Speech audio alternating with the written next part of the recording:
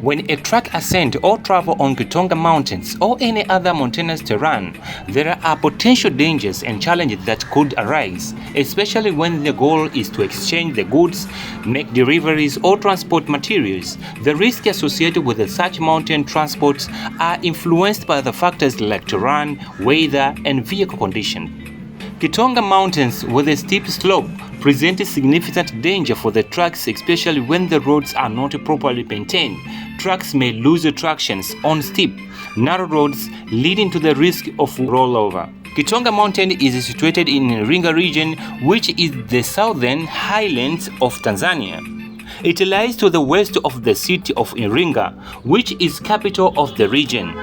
The mountain rises to an altitude of around 2,200 meters, 7,218 feet above the sea level, while not as tall as some of the country's more famous mountains like Mount Kilimanjaro. It's still a notable peak in the southern highland. Kitonga Mountains hold a cultural importance for the local communities, including the Hehe people, who are of the major ethnic groups in the Iringa region. The mountain may features in the local legends and oral tradition, representing a symbol of heritage and identity for the people living in the shadow. The area around Kitonga Mountain is also historical interest due to its proximity to the other important Tanzania sites, including the old colonial roads and trading routes. Kitonga Mountain is characterized by the diversity ecosystem, which include forest and grasslands. These ecosystems support the variety of plant species, including many that are endemic to the region. The mountain and its surrounding areas are home to a range of wildlife. While not major wildlife reserve, it's likely to host animals like antelopes, monkey, and a variety of bird species. The region around Kitonga Mountains enjoys the mild. Hello good people, my name is Livelihoods. We are here at Kitonga and now we see the beauty of Tanzania, the green view, the mountain view. But we are here, we stuck a little bit, but we're just parking over there behind those trucks. But we want to show you the beauty of Tanzania. What I can say, it's very nice place with the good weather. Like I'm wearing now, it's a red jacket. Like you see the road is still a little bit high. I'm inviting you to see the whole documentary about this Kitonga video. Don't forget to subscribe. You can enter, you can comment, you can give us your different point of view according to what you see at Kitonga Mountains.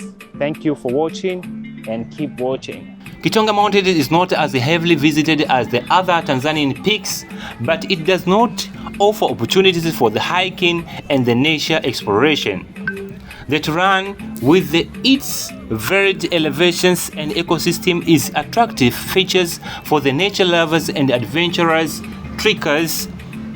From the summit or higher elevation, visitors can enjoy panoramic view of the surrounding landscape, including the other mountain range and the Iringa Plateau.